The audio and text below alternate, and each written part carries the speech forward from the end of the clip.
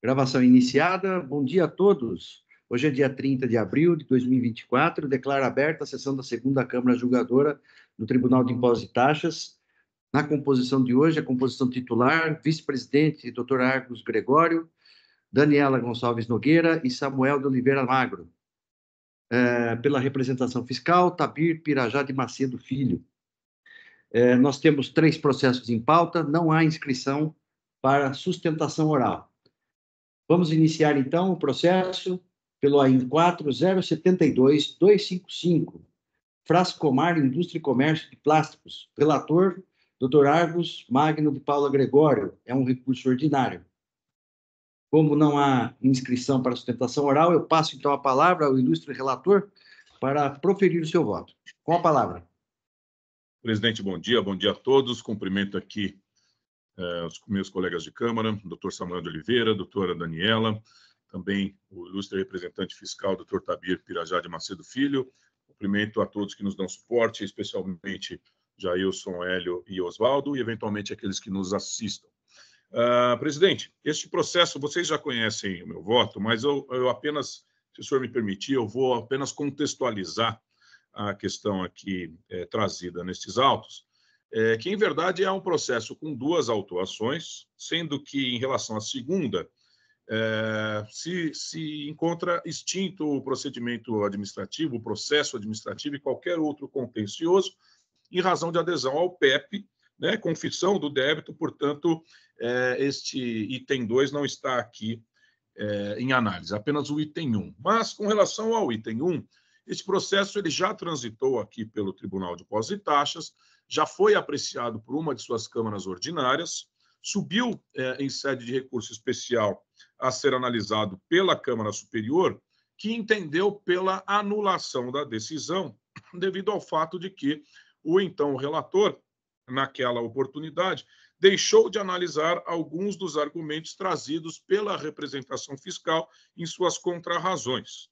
Então, este processo foi devolvido para a instância ordinária para que nova decisão fosse dada, mas também com a análise específica de 2 pontos, quais sejam, em se tratando este item remanescente de creditamento indevido, né, aqueles casos clássicos de inidôneo, de creditamento indevido por força de declaração de inidoneidade posterior à época da ocorrência das operações, a Câmara Superior mandou que fosse reanalisado, mas também que se desse atenção ao argumento de ausência de documentos relacionados ao transporte, assim como a possibilidade ou a impossibilidade de comprovação da boa-fé em casos em que não se encontrou o estabelecimento fornecedor.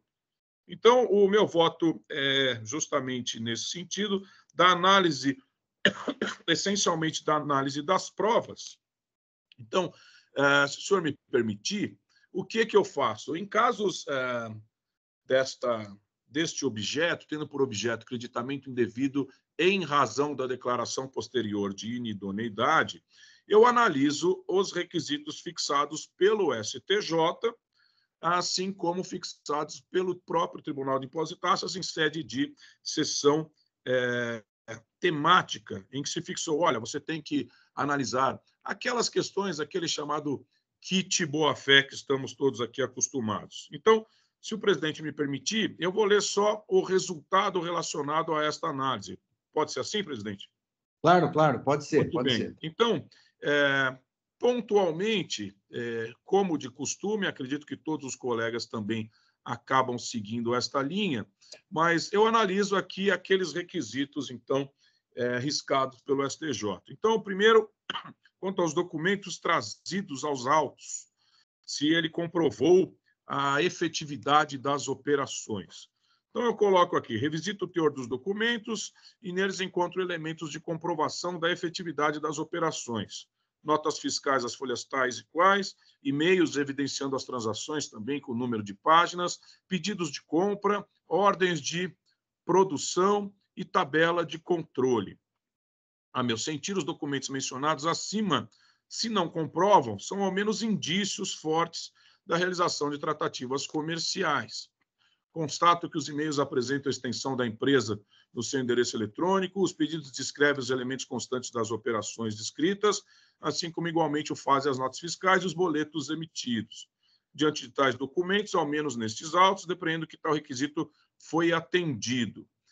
Então, com todas as venas, eu divirjo aqui do julgador tributário, quando, junto ao item 28 da sua decisão de folhas 278, se manifestou. E eu cito trechos da decisão. Então, eu entendo que este primeiro requisito foi cumprido, com aqui respeito a todos aqueles que venham entender em sentido contrário. Com relação ao segundo requisito, que era a comprovação da regularidade da empresa quando da aquisição das mercadorias. Eu cito aqui que há um comprovante de inscrição do CNPJ, datado muito posterior à época das operações, mas depois, em sede de recurso ordinário, a recorrente trouxe, cito as folhas 287 e 299, as imagens do Sintegra, datados de 10 de junho de 2010, ou seja, a época das operações. Então, no meu livre convencimento, garantido pelo artigo 26 da legislação contenciosa paulista, eu aceito essa comprovação, dizendo que o Sintegra efetivamente se encontra nos autos, em duas oportunidades, como citado aqui, as folhas 287 e 299. Então, eu entendo cumpridos os requisitos do artigo 22A da 6374, em que o contribuinte teve ali o cuidado de verificar a regularidade da empresa à época das operações. Muito bem. Com relação aos pagamentos, né? Ao final, este processo ele traz aqui 4 notas fiscais, né? Eu faço aqui uma breve digressão a respeito do PagFor, né? Eu tenho um voto muito longo sobre isso, dado aí alguns anos atrás, em que eu digo que, efetivamente, eu dou ali as razões pelas quais, na minha ótica, eu considero aceitável pagamentos feitos via PagFor, desde que, ou seja, condicionados à juntada de boleto, pagamento e extrato bancário.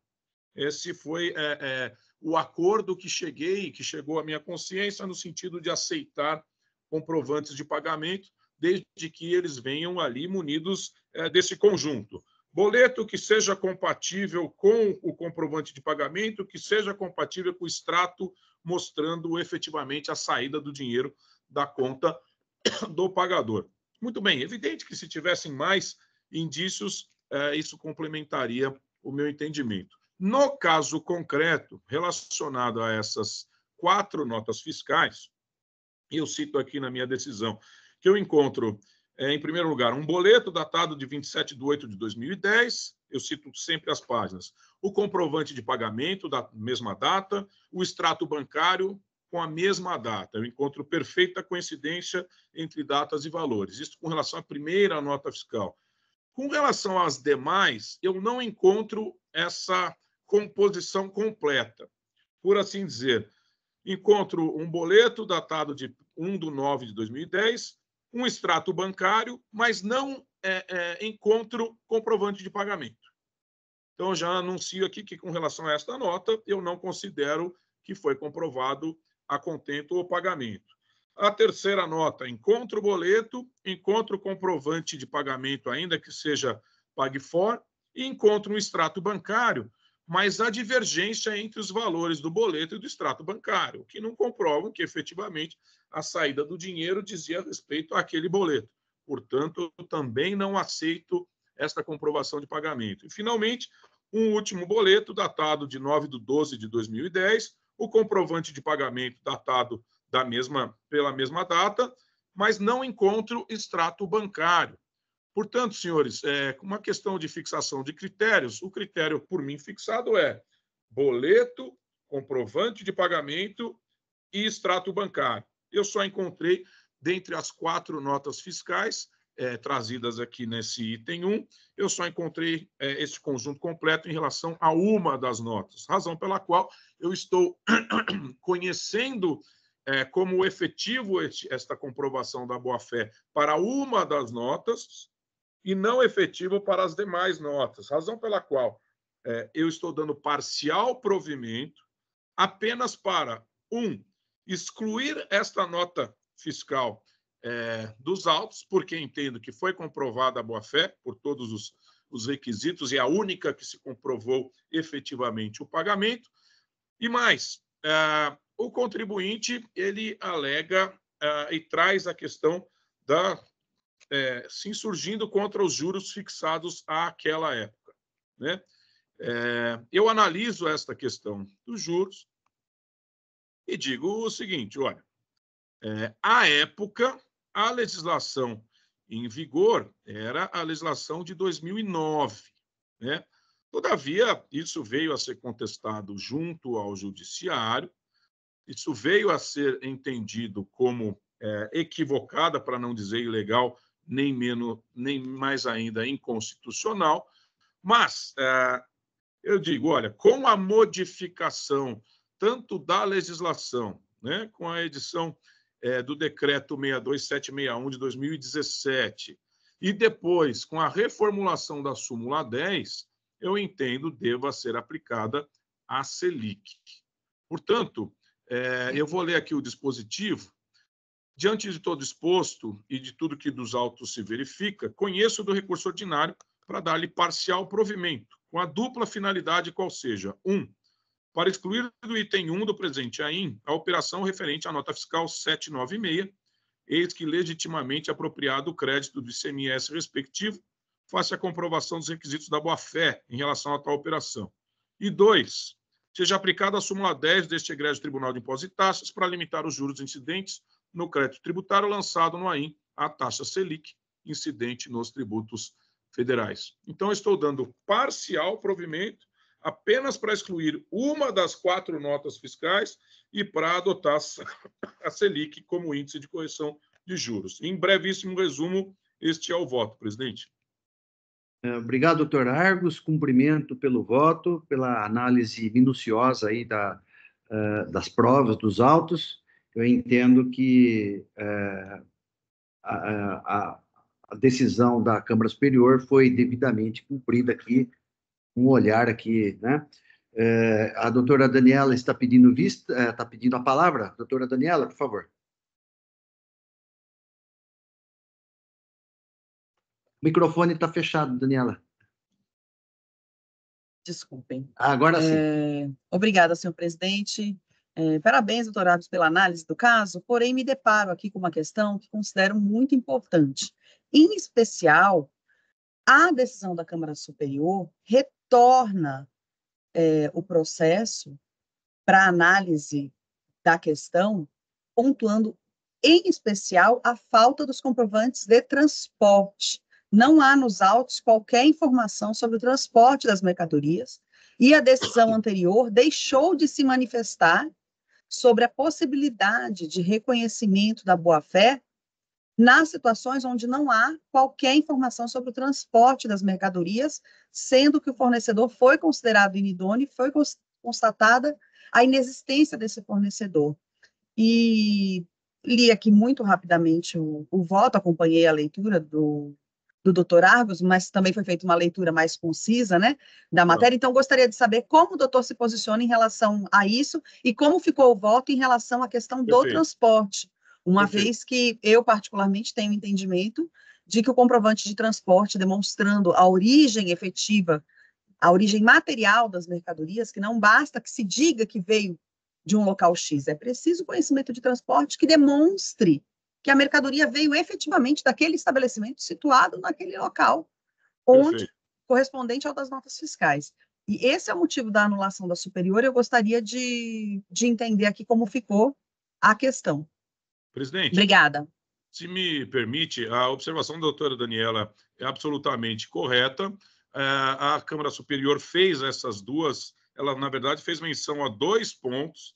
O primeiro deles é o transporte, o segundo deles é a possibilidade de adoção da tese da boa-fé em casos em que não se localiza o fornecedor, né? Então, para facilitar, eu vou ler parte do meu voto que eu falo sobre transporte, que eu falo sobre esse tema. Vamos lá.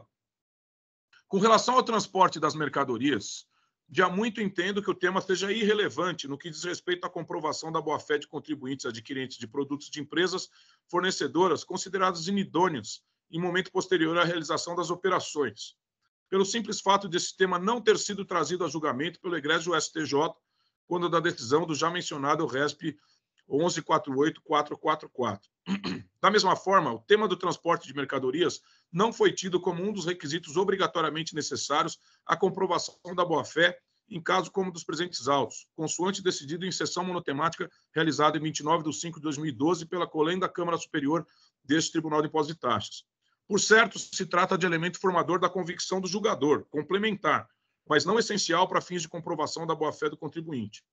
Tenho para mim que, quando preenchidos os requisitos objetivos fixados tanto pelo STJ como por esta Casa de Impostos e Taxas, no que diz respeito à comprovação da boa-fé de contribuinte adquirente de mercadorias de terceiro, tido posteriormente como inidôneo, a ausência da comprovação do transporte e ou qualquer outro elemento de prova relacionado ao tema não é, per se, capaz de invalidar o conjunto probatório tido por necessário a tal comprovação. Friso por uma última vez, a despeito de entendimentos pessoais em sentido diverso já proferidos por meus pares, a comprovação do efetivo transporte de mercadorias não consta do rol dos requisitos objetivos exigidos pelo STJ para fins de comprovação da boa-fé de adquirente de mercadorias de terceiro, tido posteriormente por inidôneo, assim como, igualmente, não consta das condições obrigatórias fixadas por esse Tribunal de Impostos e Taxas em sessão monotemática para fins de tal comprovação. Em concreto, com todas as vênias de estilo, da leitura integrativa do quanto decidido pelo STJ quanto à comprovação da boa-fé da autuada, o fato de as notas fiscais das operações em análise trazerem a informação de que o frete se daria por conta do emitente valida ainda mais a alegada boa-fé da recorrente, a qual, reconhecida apenas quanto à operação referida na nota fiscal 796, não pode ser maculada diante da ausência da indicação da placa do veículo que realizou o transporte, ao revés do pretendido pela representação fiscal, junto aos itens 19 a 22 de seu parecer de folhas 318 e 320. Divirjo, pois, da conclusão da representação fiscal, riscada junto aos itens 34 e 35 de seu parecer. É como penso. Então, presidente, apenas no final eu coloco aqui ainda. Frente a todo o contexto acima desenhado, decido pela manutenção parcial do item 1 do AIM vertente, devendo mesmo ser recalculado com a exclusão dos reflexos advindos da operação referente à nota fiscal 796, eis que legitimamente apropriado o crédito do ICMS respectivo. É como decido. Em arremate, tratando-se de reconhecimento da boa-fé da recorrente, entendo que, mesmo constatada a inexistência de estabelecimento de empresa fornecedora e, por consequência, declarados inidôneos os documentos por ela emitidos, tal constatação não tem o condão de afastar o mencionado reconhecimento quando cumpridos os requisitos fixados pelo STJ e pela jurisprudência desta Corte Administrativa. A esse respeito, tenho para mim que, se a boa-fé da adquirente objetivamente comprovada fosse invalidada pelos fatos que levaram à declaração de inidoneidade dos documentos emitidos pela fornecedora, ficaria por terra toda a rácio da comprovação propriamente dita, o que configuraria verdadeira contradiction in adjecto, incompatível, pois, com a lógica do direito e da própria ideia da boa-fé. Portanto, presidente, a despeito de respeitáveis entendimentos em sentido contrário, eu aqui estou me posicionando sobre os dois pontos trazidos como obrigatórios pela Câmara Superior.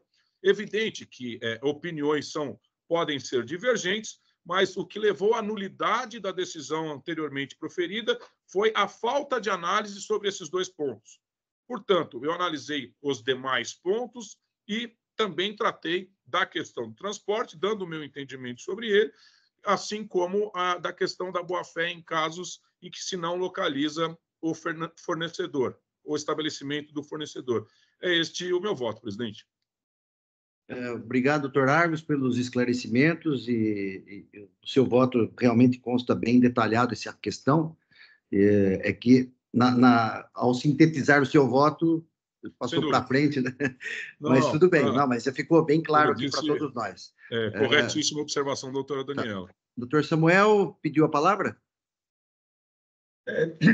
Pedi sim. Antes de mais nada, bom dia, doutora Daniela, doutor Argos, senhor presidente, Anivaldo, doutor Tabir. Eu não sei se, antes de eu falar, se a doutora Daniela quer complementar alguma questão. Não. Eu analisei aqui o processo e eu tenho eu vejo uma certa dificuldade, né? Novamente aí já foram dadas os devidos votos de congratulações ao doutor Argos pela análise que fez, realmente bastante profunda, mas ele tem uma certa dificuldade com a conclusão, né? Porque, no caso de creditamento indevido, nós sempre vamos estar perante um conjunto de provas que, ao final, vai me dizer o seguinte: olha, via de regra, né? Quando o próprio ato de anulação da decisão estadual não tem nenhum vício, né? A gente vai chegar à seguinte conclusão: olha, e essa é a ideia da boa-fé. O contribuinte que está sendo autuado, ele realmente acreditou estar tratando com a empresa tal, né? Realmente ele não tem, não há nele, ele não tinha condições, né, de reconhecer, né, qualquer problema na inscrição do seu fornecedor. E por isso ele fala, olha, ele foi enganado, assim como o fisco foi enganado, e, portanto, o prejuízo fica para a sociedade, né, reconhecendo esse crédito. Essa é mais ou menos a lógica da boa-fé, né, da análise da boa-fé. E por isso eu tenho a seguinte, me parece que eu não consigo, é inviável dentro dessa lógica, eu trabalhar com reconhecimentos parciais, né?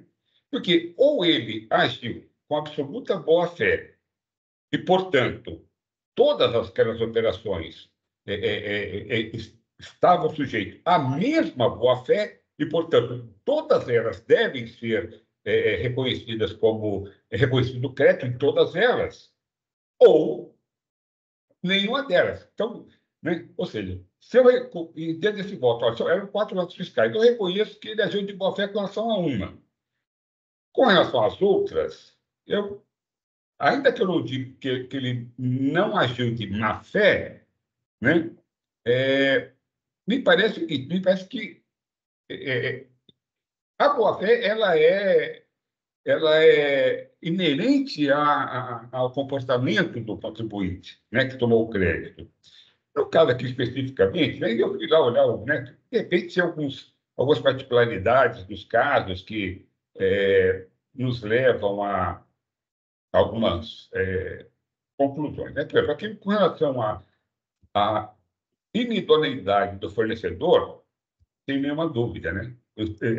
Nem existia, era o terreno baldio, nem caminhão chega lá no local que supostamente teria saído a mercadoria, né?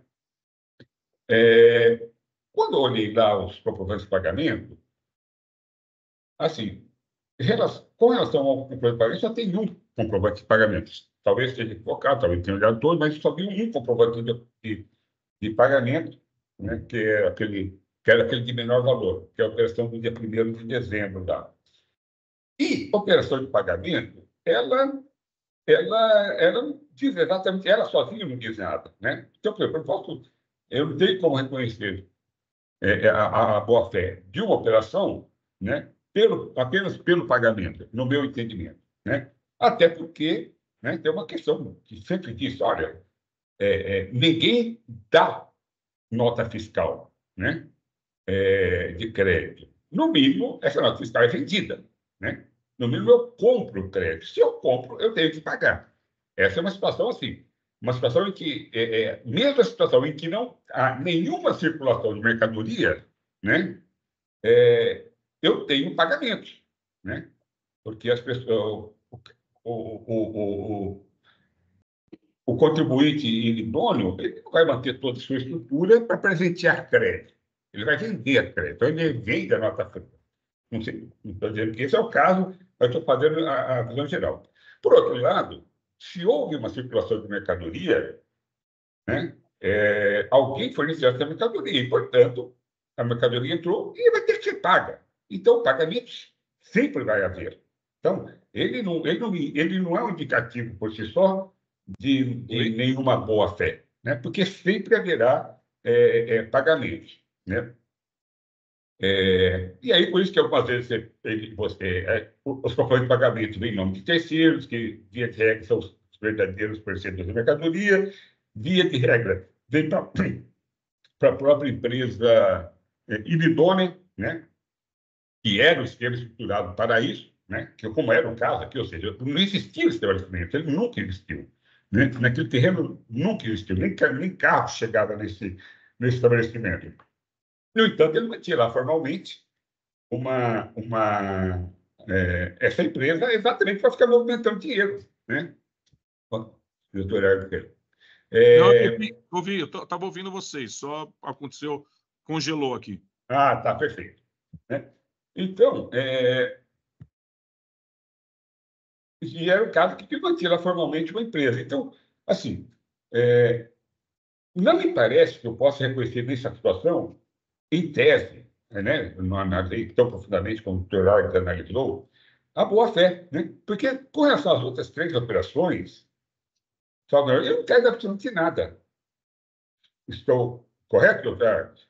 Eu não achei nada. Ou seja, uma coisa é, olha aqui, ó, essa operação aqui, eu paguei para não sei quem, porque por conta e ordem, por ordem do fornecedor, eu paguei para terceiros, né? Me parece que não fez nada. Então, eu, eu tenho muita dificuldade, né, que eu coloco para vocês aí, não sei se a doutora Daniela vai pedir esse processo de vista, e talvez ela pediu, eu também pediria isso para dar uma olhada, porque eu não estou convencido de que é situação de não reconhecimento da boa-fé, né?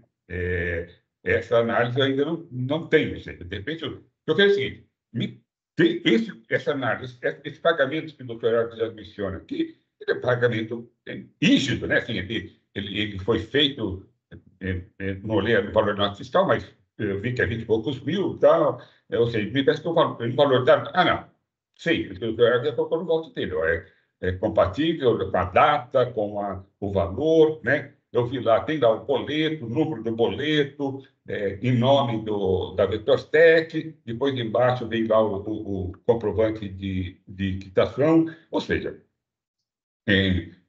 se eu me convencer que o conjunto probatório, na verdade, não seria necessariamente a falta dos outros pagamentos que iriam, por causa da falta dos outros pagamentos, que eu não reconheceria a boa-fé, né?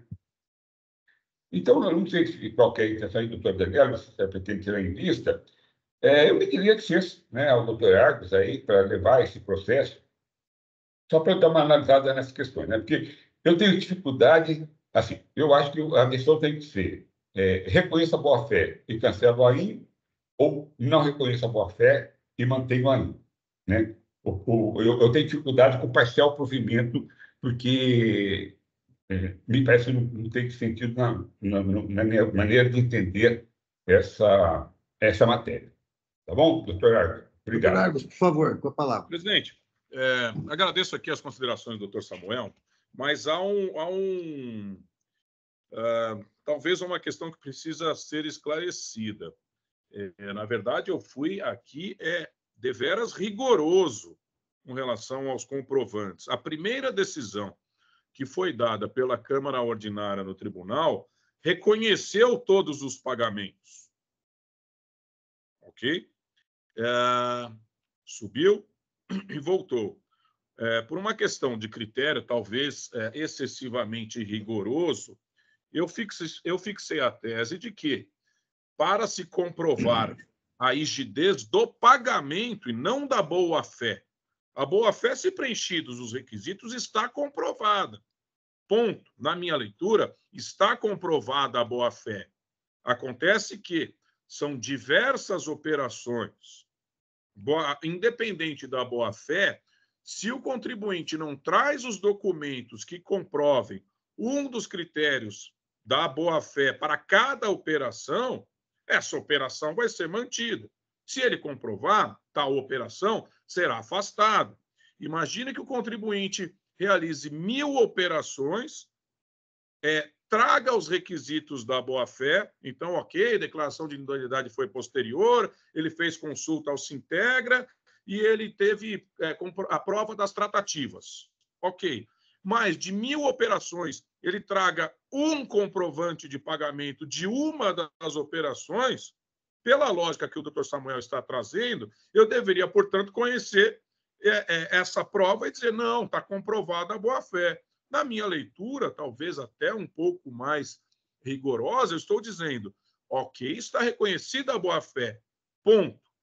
Agora, junto às operações, a cada uma das operações, ele trouxe a comprovação e as provas, no caso, de pagamento. Para essa, sim, ótimo, afasto. Para essa, sim, afasto. Para essa. Então, não é a boa-fé que é parcial. É a validade dos comprovantes de pagamento que eu estou ou acatando parcialmente, ou não acatando, ou acatando integralmente. Então, no caso aqui, não eram 1.000 operações, mas eram 4. No meu critério, mais uma vez, mais rigoroso do que o anteriormente trazido e seguido, inclusive, pelo doutor Silvio Onaga, que foi, não, os pagamentos ok, os pagamentos estão ok.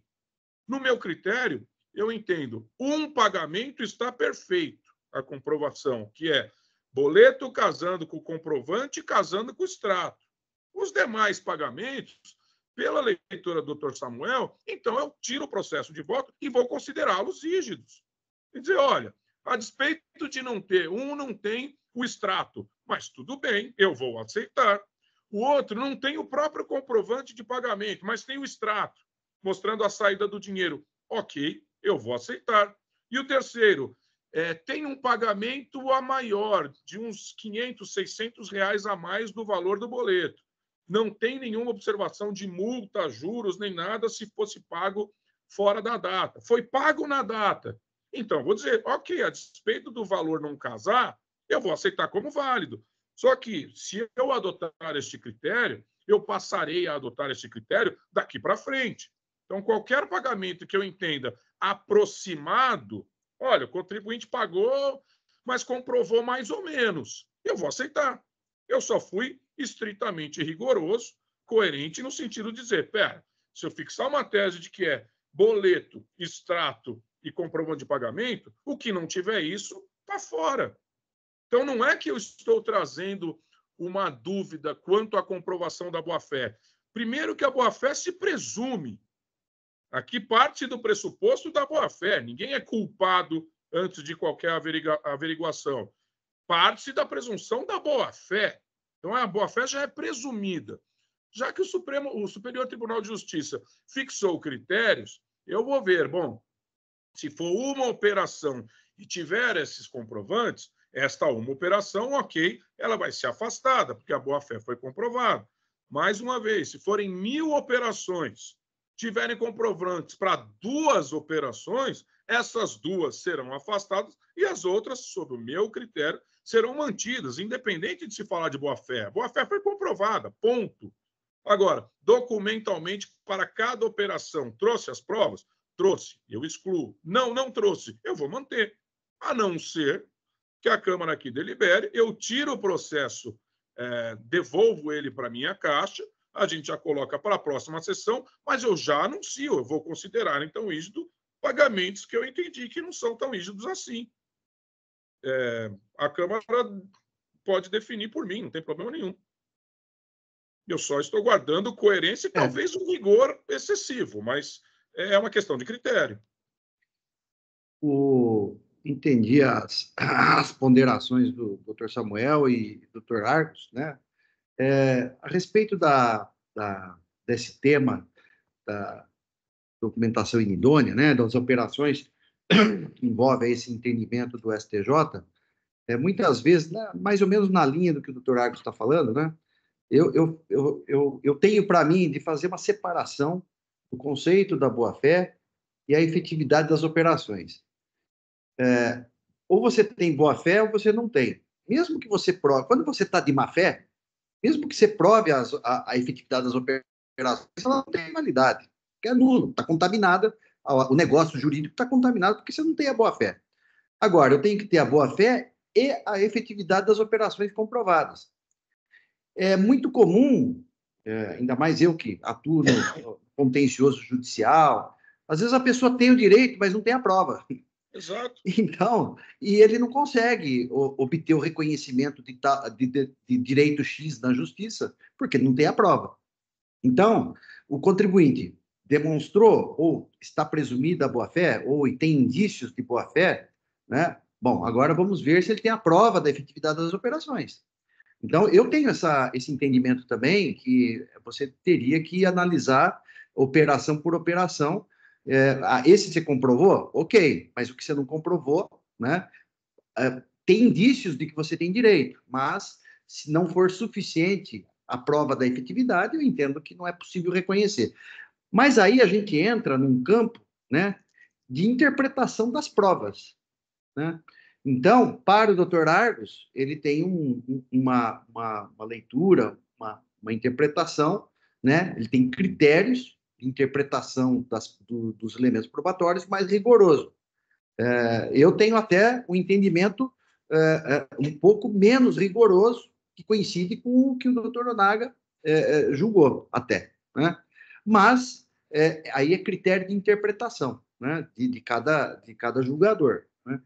Então, eu também tenho um pouco de resistência de colocar assim, uma tarifação das provas do Nidônio, né? Porque, às vezes, uma prova tá forte, a outra está um pouco ruim, e eu considero o conjunto probatório, o contexto, né, do caso concreto, para julgar e para interpretar as provas. Eu estou fazendo essas considerações porque eu acredito que não tenha julgado ainda, eu como relator, algum caso de inidôneo mais assim complexo, duvidoso. Acho que já passou aqui por inidôneo, mas era um caso assim bem claro, não havia essa dúvida ou essa complexidade que nós temos nesse caso aqui. O Tabírio já no mandato passado, eu passei por alguns aqui, né, Tabir? Sim, sim, nós já vimos alguns. Entende aqui o meu posicionamento, por isso que eu estou colocando aqui para vocês o que eu penso. Mas, assim, quando você pega um caso como esse, que tem parte das provas são boas, a outra nem tanto, causa realmente essa divergência de interpretação das provas, né? Presidente, então... desculpe, se me permite, eu posso mudar o meu entendimento. Eu acho que, por uma questão prática, se a Câmara assim decidir, olha, então vamos fixar um critério da Câmara, eu me curvo sem problema algum. Eu acho complicado, viu, Ardo, a gente fixar um critério, porque os casos concretos, eles podem ser assim, muito... a gente pode até ter um critério mais geral, genérico, né? Que isso vai acontecer na medida que a gente for evoluindo aqui nos julgamentos, mas eu acho difícil a gente estabelecer critério. Eu acho que, eu não sei, eu acredito que o Samuel, a Daniela, vai pedir vista e a gente aprofunda aí a discussão, né? Você pode até, dependendo do voto, até, né, acompanhar o relator, né? Eu acho que é um pouco, assim, na minha concepção, um pouco prematuro a gente tirar de pauta para mudar o voto. Eu acho que a gente tem que, assim, teria que seguir na discussão, né? Porque você tem um critério já bem definido, pelo que eu vi pelo seu voto, né? Então, né? Mas isso é uma questão até da gente evoluir. Daniela, qual a palavra? Pediu a palavra. O microfone, Daniela. Desculpa. Tem uma questão, assim, muito interessante o seu posicionamento, doutor José Orivaldo. Eu nunca havia feito essa distinção assim, desta forma, digamos assim, em tese, como o doutor faz, né? Assim, não, olha, isto é boa-fé, isto é materialidade da operação que se analisa diante da boa-fé que se presume. A boa-fé se presume, né? Porém, eu sempre, na minha análise de provas, na forma como eu costumo analisar, por exemplo, sempre entendi que se negociou com o terceiro, ele não tem boa-fé. Negociou com o terceiro, ele sabe que não é o fornecedor. Pagou para terceiro que não é factoring com transferência de crédito, ele sabe que está pagando para outra empresa. Agora, materialidade da operação, diferente do entendimento do doutor Argos, eu entendo que a gente verifica, em geral, com comprovante de pagamento e com comprovante de transporte. Porque o que se tem ali no julgado é materialidade. E há um conjunto de provas que são aptas a demonstrar a materialidade das operações. E sim, o transporte é parte desse arcabouço que pode demonstrar a materialidade.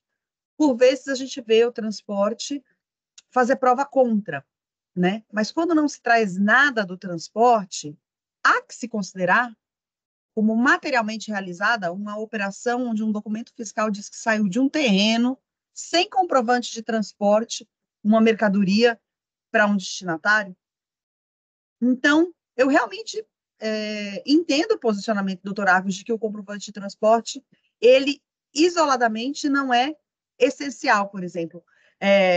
Já uma empresa, por exemplo, que operou e deixou de operar, ou que trocou a razão social, mas ainda está operando no mesmo lugar, talvez o comprovante de transporte fosse menos relevante.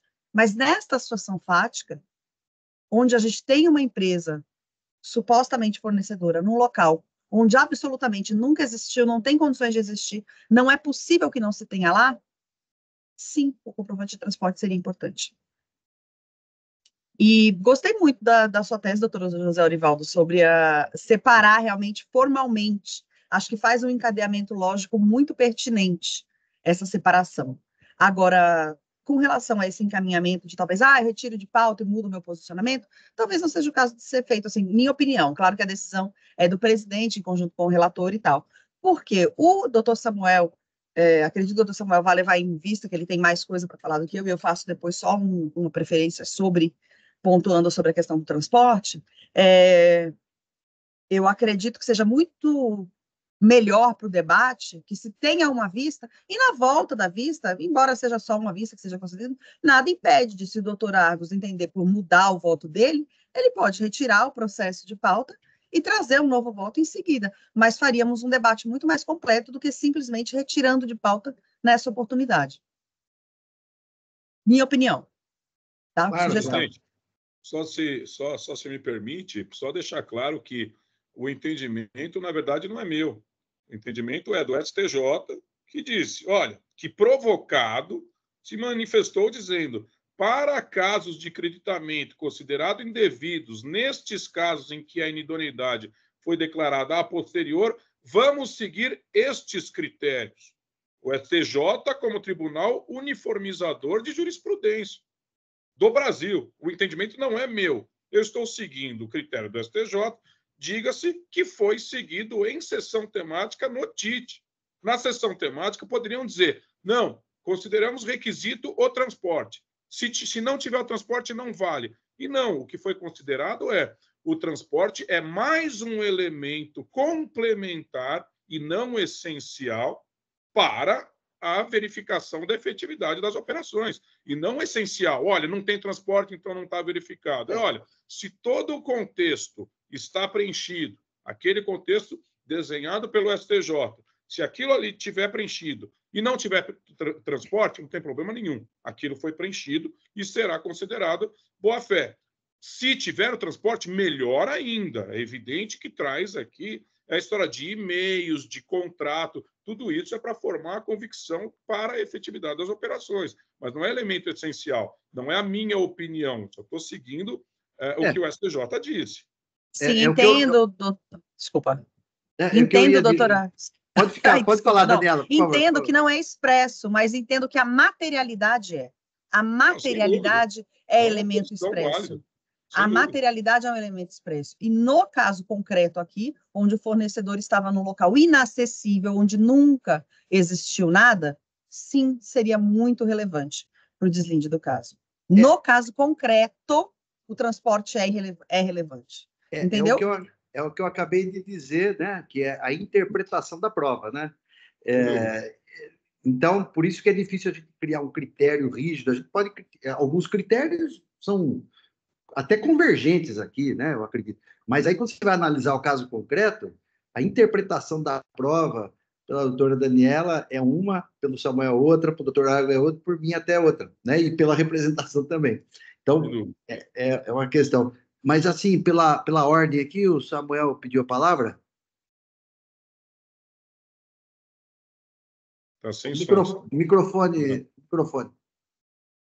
Pois não. Obrigado. A minha questão aqui, senhor presidente, é que aquilo que eu coloquei, na verdade, eu tenho, ainda tenho referência com relação a materialidade, porque ela não é o elemento, ela não é, o motivo da autuação em si, né? Qual o motivo da autuação?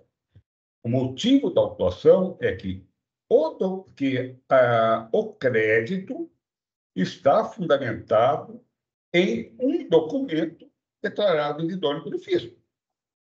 Esse é o motivo, entendeu?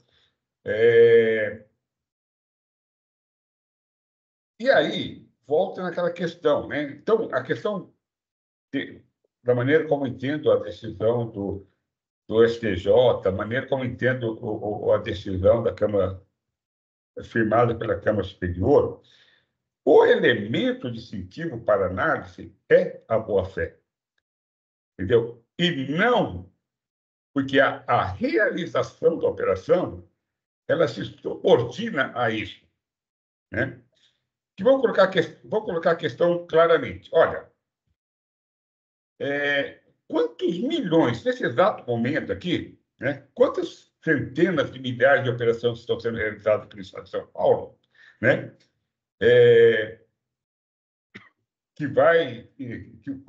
Que o destinatário vai tomar esse crédito e não tem lá na nota fiscal a placa do veículo que transportou. A gente pode pegar quantas dezenas de milhares de operações. Nesse exato momento aqui, enquanto eu estou falando aqui, quantas operações ocorreram isso daí, né? Quantas operações, nesse exato momento, estão sendo efetivadas em dinheiro vivo e, portanto, não há como eu comprovar essa operação. E isso não é um óbice para o creditamento, né? Por quê? Porque o creditamento, quando que eu posso tomar crédito? Quando uma operação efetivamente ocorreu e foi documentado o documento idôneo, né? Então, o nosso caso aqui, é possível até que essas operações, não como, né, não tem sim. Com certeza, todas essas operações que a gente está realizando aqui não foram realizadas da forma em que está no documento.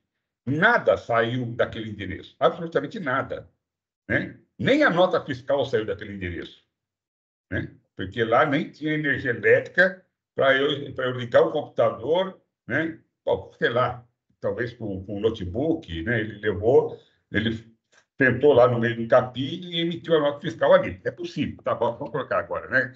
Ele levou, né? Então, eu ainda coloco que o entendimento é da questão da boa-fé. E aí sim, aí entra o que o doutor Nivaldo falou, olha, aí é uma questão do entendimento pessoal, como cada um vai avaliar a prova, né? Porque, e sim, eu sou muito menos rigoroso do que o doutor Arthur está sendo, né?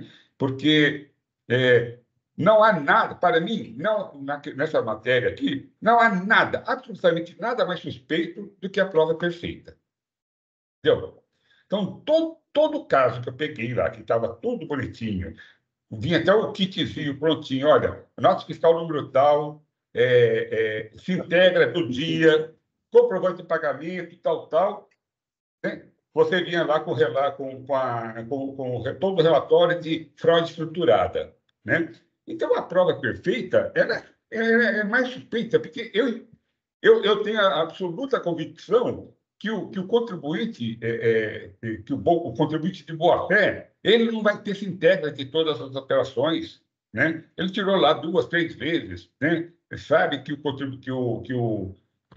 fornecedor é idôneo, né? Está em contato, está falando, está lá, foi lá no estabelecimento do cara para ver a matéria-prima, né?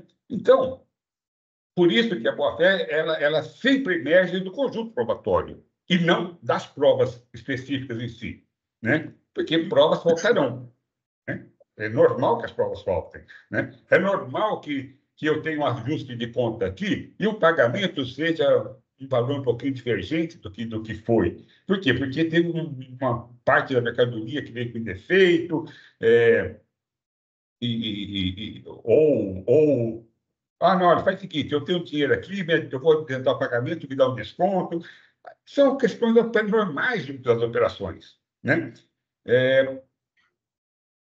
Então, aqui a minha questão, retornando àquela questão, olha, ou as operações, ou a boa-fé, ela permeou todas as operações, ou não permeou nenhuma operação, né?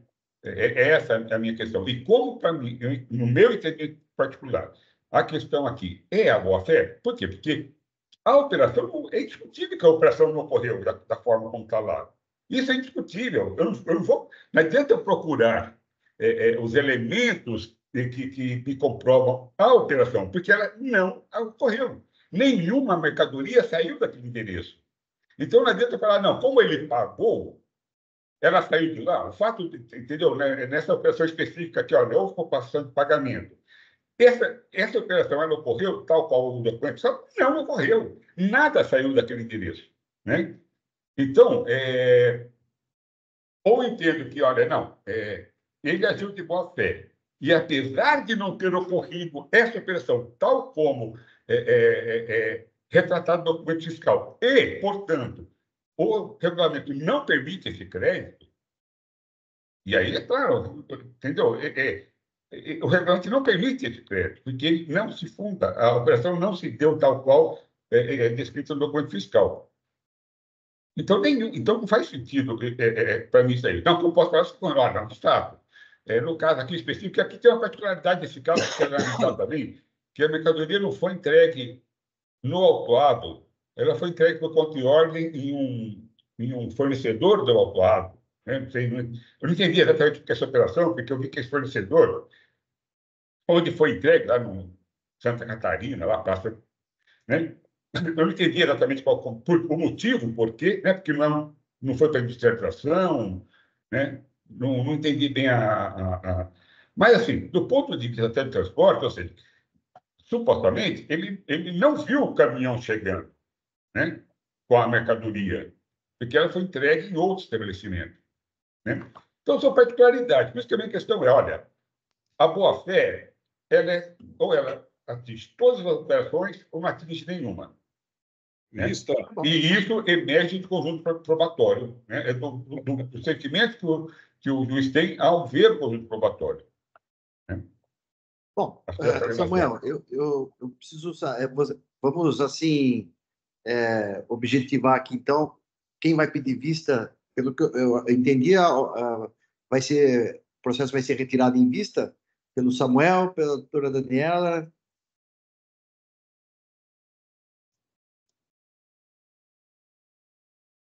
O Samuel pediu vista, então. Senhor presidente, só uma questão, não sei se seria... Bom, tudo bem. Assim, como eu disse, eu ainda não decidi a matéria, entendeu? Porque é o seguinte, de repente eu posso chegar à conclusão aqui que, olha, concordo com o doutor Dal nos seus argumentos, no entanto, eu entendo que a boa-fé se estende a todas as operações. Sim, sim. E, portanto, cancelo ainda. Tá? Sim, sim. Então, se houver alguém com firme entendimento já firmado de que o AIM deva ser mantido, talvez valesse a pena também, ou então não, né? Pode ser que, quando do retorno também, o presidente pode abrir uma nova vista. Né? Se o meu entendimento for pelo cancelamento do AIM, o presidente pode entender, tá? Quando retornar o processo.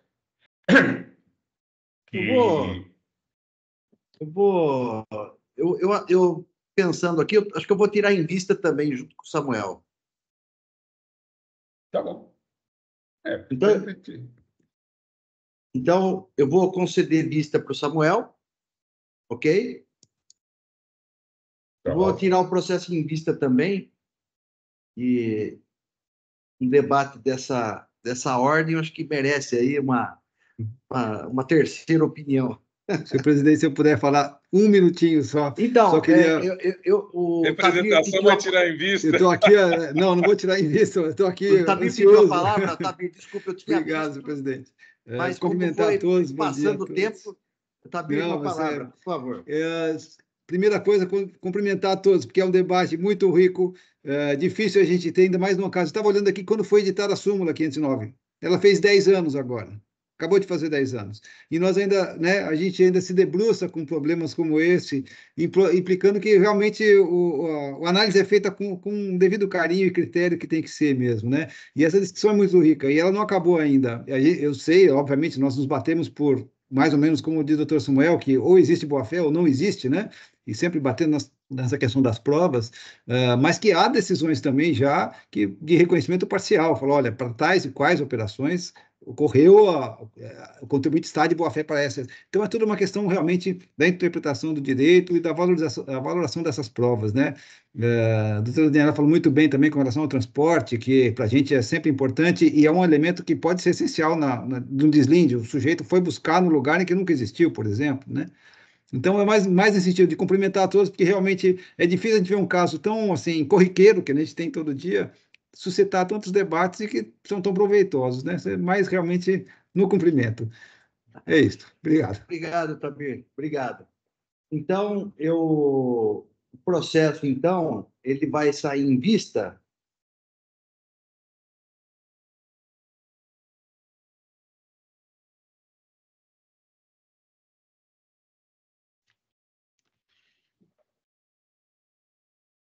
Bom, então, o processo sai em vista para mim e para o Samuel. Muito bem, estou, então, retirando o processo, encerrando aqui o julgamento.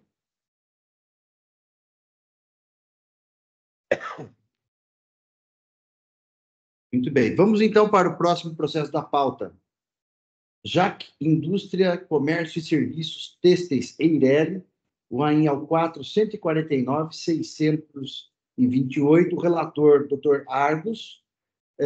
Houve pedido de vista da doutora Daniela, então, eu indago, então, ao doutor Argos.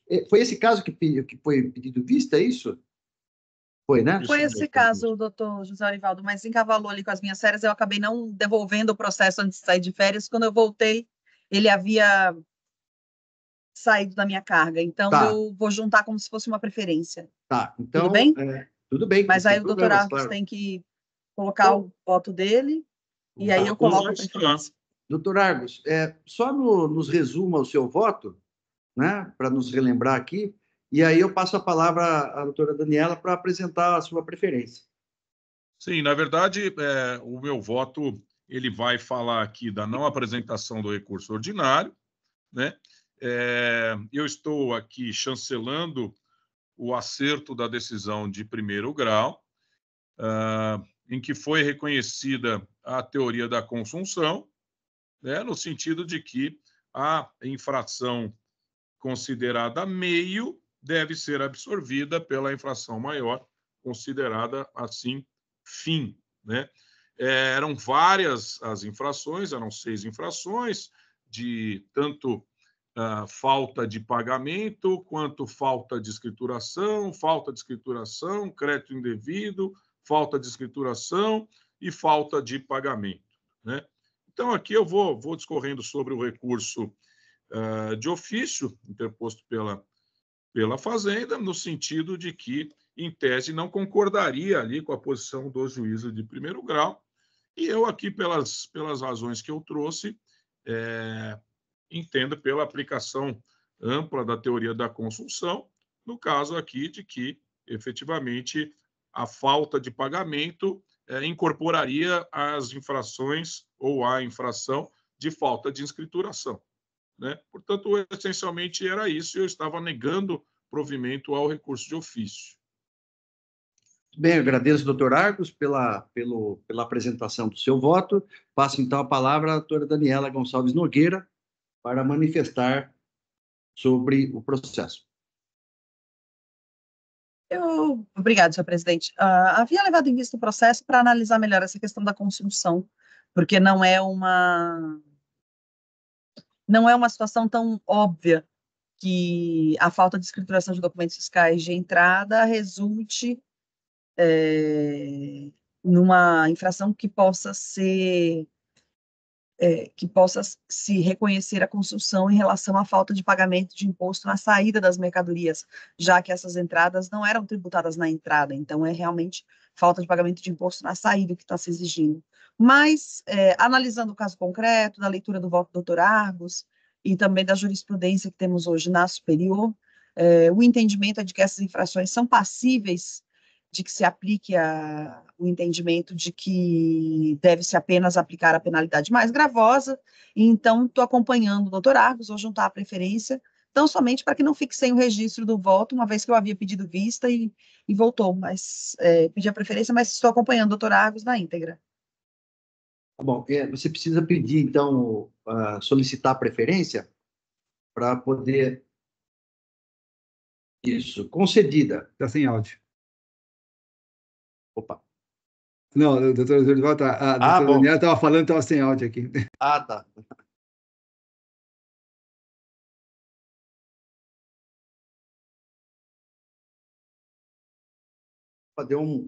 Caiu aqui o meu sistema, um minutinho só que eu vou iniciar aqui, pera.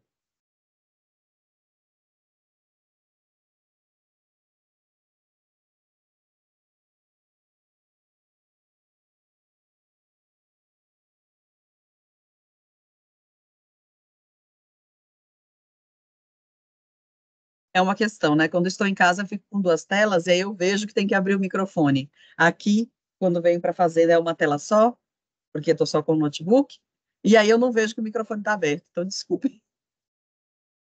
Eu fico aqui e esqueço de abrir o microfone quando estou olhando o processo.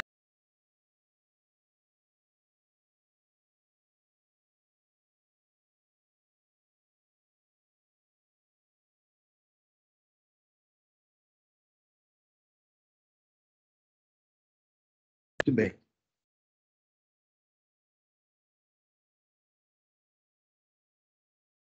Bom, doutora Daniela, então já... Já registrei, senhor presidente, obrigada. Tá bom. Processo em discussão.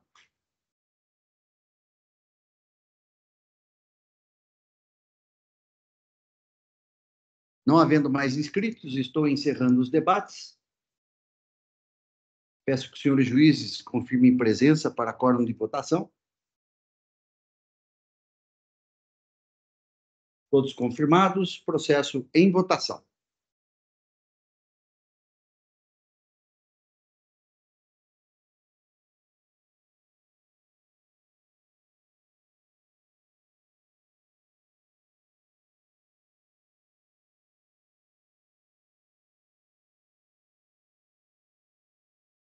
Votação encerrada, proclamo o resultado do julgamento.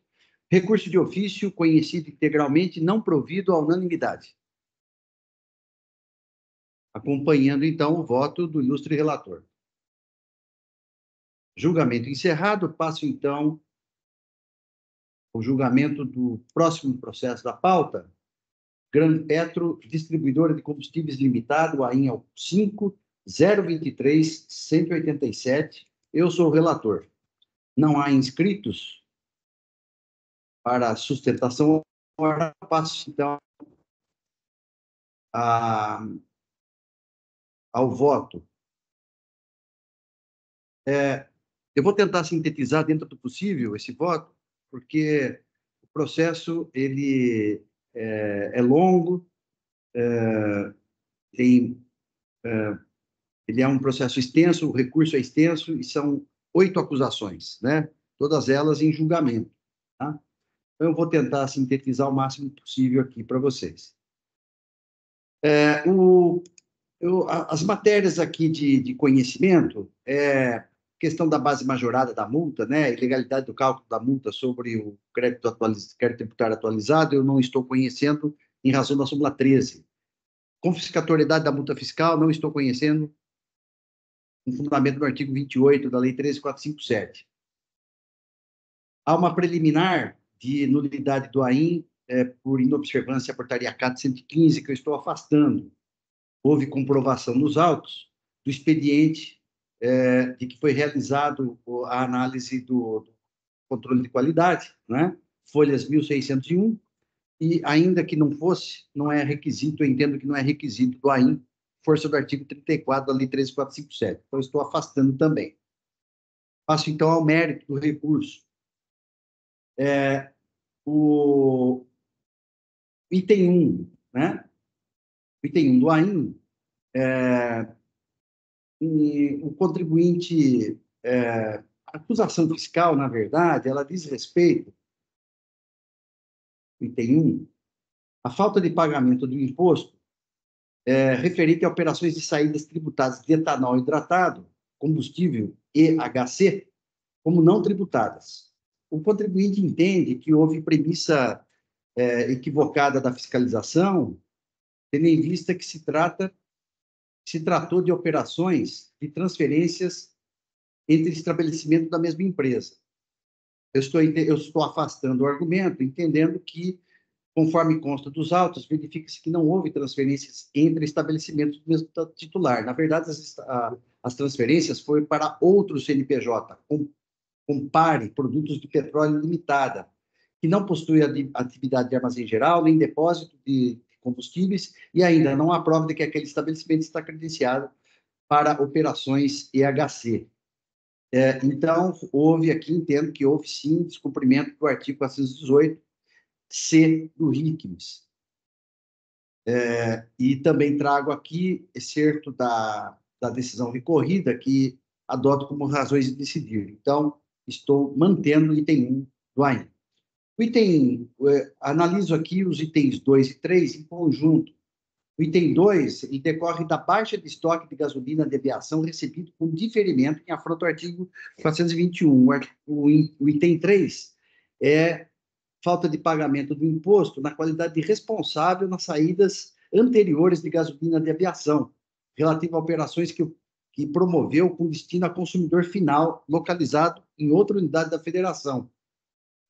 Entendo aqui que as operações elas se enquadram, né, nas hipóteses dos incisos 1 e 2 do artigo 428 e 429 do RICMES, como interrupção do diferimento. Então, como houve interrupção do diferimento, houve falta de pagamento do imposto no momento correto, força do inciso 2 do artigo 430 do RICMES. O contribuinte também alega aqui a questão englobando aqui os itens 2 e 3, a violação ao princípio o artigo 155, parágrafo 2º, inciso X, a linha P da Constituição Federal, entendendo que o sujeito ativo é o estado de destino. Então, atinente aqui ao item 2, eu entendo que é fato incontroverso que houve baixa do estoque, né? Sendo assim, houve interrupção do deferimento da mercadoria, acarretando incidência do imposto. Violação aos artigos 421 e 428 do RICMES. Em relação ao...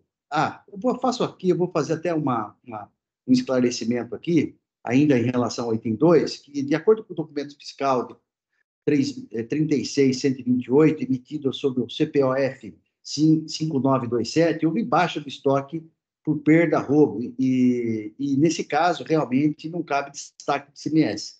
Então, foi analisado aqui o documento, o objeto aqui da acusação fiscal. No que tange ao item 3, o diferimento foi interrompido nos termos do artigo, considerando os artigos 121, 128.2, 129 e 430. Como eu já disse, o contribuinte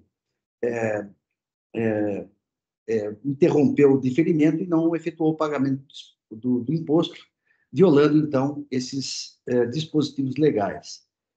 Também eu faço aqui me reporto aqui a decisão de instância, quando ela diz que quando eu digo que é correta a interpretação da decisão do primeiro grau, relativamente à não aplicação do convênio ICMS 110/2007, por não ser o caso de substituição tributária.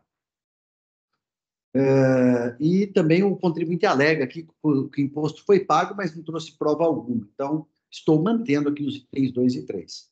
Itens 4, 5 e 6 do AIN também serão analisados em conjunto. O item 4 refere-se à falta de estorno do crédito por conta de baixa do estoque de etanol hidratado, combustível por perda, conforme nota fiscal número tal. Pelos documentos constantes dos autos, o crédito indevido ocorreu pela entrada nos estoques da recorrente, contrariando o inciso 1 do artigo 67 do RICS. Especificamente em relação aos itens 5 e 6, argumento recorrente que a conduta praticada não viola o artigo 418-F do RICS, na medida em que consta de seu livro razão que as operações ocorreram entre estabelecimentos do mesmo titular e ainda não sendo o caso de diferimento do imposto quando as operações ocorreram entre distribuidoras autorizadas. Também afirma o recorrente que houve destaque do imposto presumindo-se o pagamento da obrigação tributária. As operações relacionadas no anexo 5º deste auto de infração não se sujeitam à substituição tributária, consoante disposto nos artigos 464 e 418-F do RICS. Né? E as operações indicadas no anexo 5 são saídas internas de etanol hidratado, combustível EHC, de distribuidor para outro distribuidor de combustível, de modo que a regra do artigo 418-F do RICS não foi observada. Então, eu estou aqui mantendo, né, o item 5, me reportando, inclusive, as razões de decidir da decisão de primeira instância, de folhas 1615 a 1616, itens 30 e 31, e ainda não se pode desprezar aqui a decisão do STF sobre o tema, né, que não cabe crédito nessas operações RE 781-926, com repercussão geral. Convém, por oportuno aqui, fazer algumas considerações em relação ao item 6 do AIM, encerrando aqui essa análise dos itens 4, 5 e 6. O anexo 6 relaciona operações com gasolina de aviação que estão sujeitas ao diferimento do ICMS. Assim, as notas fiscais foram emitidas sem destaque do imposto, não comportando qualquer direito ao crédito do imposto força do artigo 421 do RICS. De outro lado, não há que se falar em presunção de pagamento sem que haja prova para tanto. Infere-se que o recorrente defende a legitimidade dos créditos de ICMS como principal tese do apelo, aduzindo violação ao princípio da não cumulatividade. E eu faço aqui algumas considerações a respeito do princípio da não cumulatividade, que ele não é absoluto, depende da observância das normas de regência e também é possível a legislação tributária estabelecer condições para o exercício da devida tomada de crédito. Cito aqui as ações diretas de inconstitucionalidade 2325, 2383 e 2571. Então, também pondero aqui que não há que se falar em aplicação do artigo 276 do RICS, né? Já que o contribuinte tomou créditos em desrespeito à legislação a legislação tributária e não se trata aqui de meras devoluções. Então, eu estou mantendo também os itens 4, 5 e 6 do AIM. Com relação aos itens 7 e 8 do AIM, são acusações de descumprimento de obrigações acessórias com aplicação da multa isolada. O contribuinte, ele não impugna o mérito das acusações fiscais, pede só a relevação ou a redução da multa, né, com fundamento no artigo 527-A. Eu também estou afastando, pois, muito embora os requisitos objetivos estejam presentes, os requisitos subjetivos eu entendo que não estão atendidos para a mitigação da reprimenda. Por quê? O porte econômico da empresa tem um capital social de 4.500.000, entendo, então, que pelo volume do capital social e pelo volume das operações que a empresa pratica, né, ela tem condições, no meu sentir aqui, de absorver as multas aplicadas. Os antecedentes fiscais, como bem apontou aqui a representação fiscal, ela tem um extenso rol de autos de infração que demonstra aqui a reiteração, né? Então, eu também entendo aqui que, nesses casos, no caso concreto, não há que se falar aqui em redução da multa, aqui eu não entendo que seja pertinente, né? Então, eu estou aqui, conforme as circunstâncias do caso concreto, né? Também analisando a questão das circunstâncias do caso concreto, Então, eu estou rejeitando também o pedido de redução e relevação da multa, mantendo integralmente os itens 7 e 8 do AIN. O contribuinte também pede juros, excesso de juros, com fundamento na Lei 13.918. Ocorre que o período de apuração aqui das acusações fiscais não abrange o período de vigência da Lei 13.918. Estou aqui entendendo que a súmula 10 do TIT foi corretamente observada pela fiscalização, de modo que o contribuinte não trouxe qualquer elemento que demonstrasse o excesso de juros. Então, como a súmula 10 ela foi aplicada aqui no DDF, pelo que eu vi, então não há que se falar também em excesso de juros. Então, eu estou conhecendo em parte do recurso ordinário e na parte conhecida negando o provimento, mantendo integralmente a decisão de primeiro grau. Eu resumi aqui dentro do possível o meu voto, mas eu estou à disposição para esclarecimentos. Passo, então, à discussão, né, do julgamento.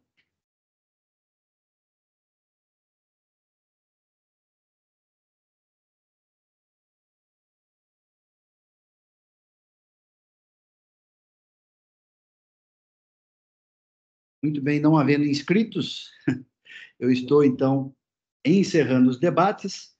Eu peço que os senhores juízes confirmem presença para quórum de votação.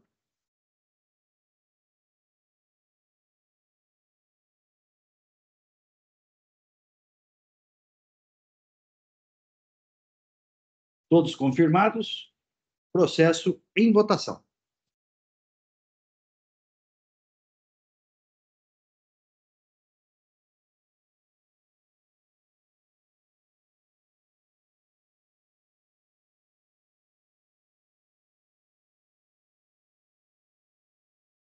Votação encerrada. Proclamo o resultado do julgamento. Recurso ordinário parcialmente conhecido, não provido à unanimidade.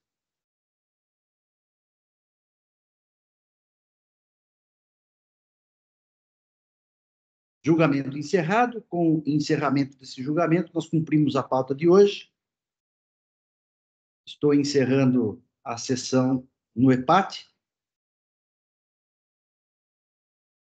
Sessão encerrada. Declaro encerrada a sessão da segunda Câmara Julgadora do Tribunal de Impostos e Taxas. Peço, então, para que o Oswaldo encerre a transcrição de hoje, agradecendo a presença e o empenho de todos os debates, sempre muito produtivos.